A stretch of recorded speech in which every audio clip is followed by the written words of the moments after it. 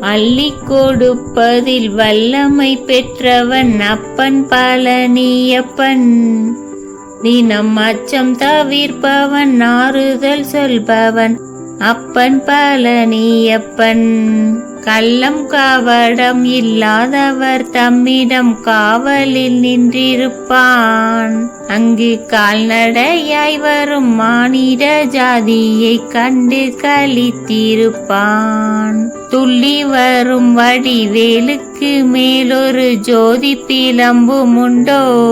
அந்த சுப்பையன் போலொரு அற்புத தெய்வத்தை சொல்ல மொழியும் உண்டோ? வெள்ளி வீழி 12 கண்ட பின் வேறொரு சொர்க்கமுண்டோ?